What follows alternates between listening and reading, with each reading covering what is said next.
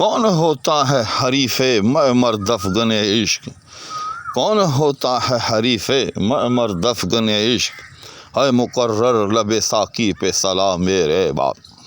السلام علیکم ناظرین، اگر میں یہ کہوں کہ اس غزل کے جملہ اشعار میں سے سب سے خوبصورت ترین شعر جو اس غزل کا ہے وہ یہ ہے تو شاید میں اپنے کہنے میں حق بجانب ہوں گا۔ تو بہت ہی خوبصورت شعر لے کر آپ کی خدمت میں حاضر ہو رہا ہوں۔ یہ شعر غالب کے چند نمائندہ شعروں میں سے شمار ہوتا ہے۔ جہاں کہیں غالبیات پر گفتگو ہوتی ہے، فن غالب پر بات کی جاتی ہے، تو اس شعر کا تذکرہ ضرور کیا جاتا ہے۔ لہٰذا اب آپ سے التماس کروں گا کہ اس شعر کو توجہ کے ساتھ اور غور کے ساتھ سنیے سمجھیے گا۔ سب سے پہلے اس میں موجود مشکل الفاظ کا ایک جائزہ کہ کون ہوتا ہے حریف میں مرد افغن عشق۔ یہ پوری کی پوری ایک لمبی ترکیب ہو گئی، حریف میں مرد افغن عشق۔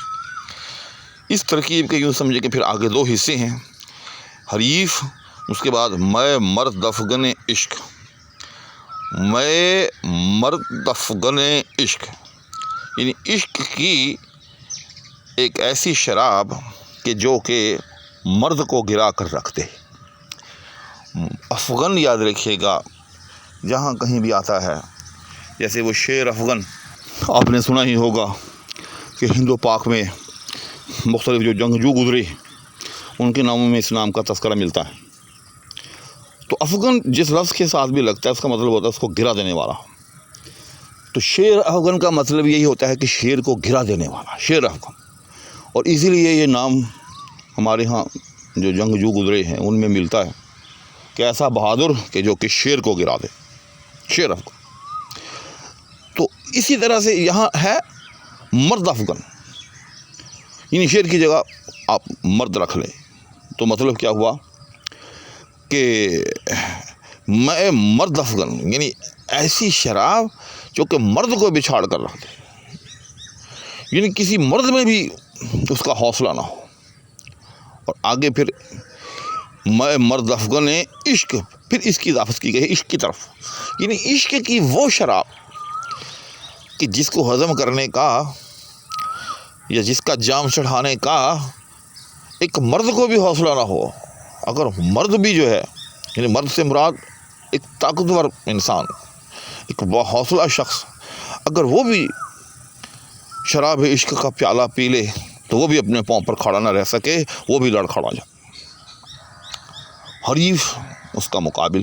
تو اب پوری ترکیب کا معنی کیا ہوا؟ حریف میں مرد افغن عشق، یعنی عشق کی وہ شراب کہ جو کہ ایک طاقتور مرد کو بھی جو ہے بچھاڑ کر رکھ دے، اس کا حریف، یعنی اس شراب کا جام لٹانے والا کون ہوتا ہے؟ کون ہے مقرر؟ مقرر بار بار تکرار سے ہے، لب ساقی، ساقی کے لب پر، صلاح دعوت، کسی چیز کی طرف للکار کہ ہے کوئی جو یہ جام پی کر دکھائے میرے بعد۔ اس لفظی وضاحت کے بعد اب ہم آتے ہیں اس شعر کی توضیح کی طرف۔ غالب کہتا ہے کہ کون ہوتا ہے حریف میں مرد افغن عشق۔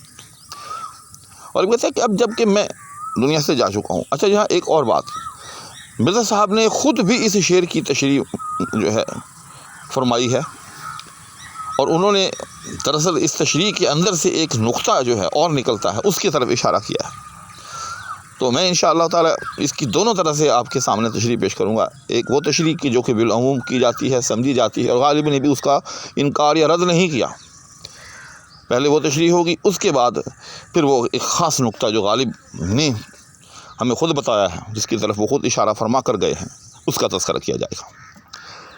تو یوں سمجھے کہ پہلے یہ جو مصرع ہے، کون ہوتا ہے حریف میں مرد افغن عشق، یہ غالب کہہ رہا ہے کہ اب جب کہ میں دنیا سے جا چکا ہوں، کون ہوتا ہے، یعنی کوئی نہیں ہے حریف میں مرد افغن عشق، عشق کی وہ شراب کہ جو کہ مرد کو بچھاڑ کر رکھ دے، اس کا حریف، اس کا جام پینے والا، اس کا جام لٹھانے والا کوئی نہیں ہے۔ دوسرے لفظوں میں اب کسی میں عشق کا حوصلہ نہیں ہے مقرر لب ساقی پہ صلا میرے بعد۔ یعنی جب تک میں تھا، میں مرد افغن عشق کے جام چڑھاتا تھا، کیونکہ میں ہی اس شراب کو ہضم کر سکتا تھا۔ عشق کی بلیات، عشق کی آفات کا مقابلہ کرنے کا مجھے میں حوصلہ تھا، لہذا میں ہی وہ مرد افغن شراب، میں مرد افغن عشق کا پیالہ جو ہے وہ پی لیتا تھا۔ لیکن اب جب کہ میں نہیں ہوں، ہے مقرر لب ساقی پہ صلا میرے بعد، لہذا اب بھی وہ پیالہ تو موجود ہے محفل میں، اور ساقی بیچارہ جو ہے اس پیالے کی جو ہے وہ صدا لگا رہا ہے کہ کوئی یہ پیالہ بھی پی کر دکھائے، لیکن کوئی نہیں۔ ساقی بار بار صلا دے رہا ہے، بار بار صدا لگا رہا ہے، لیکن کوئی نہیں، کسی میں حوصلہ نہیں کہ وہ جام جو ہے، وہ میں مرد افغن عشق کا پیالہ جو ہے وہ اکر چڑھا لے۔ آسان لفظوں میں میرے بعد اب عشق کی بلیات، عشق کی آفات اور عشق کے اندر جو مصائب ہیں، جو مشکلات ہیں، ان کا سامنا کرنے کا کسی میں حوصلہ نہیں، لہذا میرے بعد اب یہ کار عشق جو ہے ایک طرح سے معطل ہو چکا ہے، بند ہو چکا ہے۔ تو یہ تو ہو گئی وہ تشریح جو کہ اس کی بالکل سیدھی سادھی تشریح ہے۔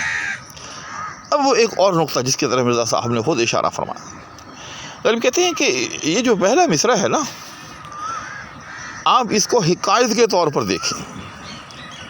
وہ کیسے؟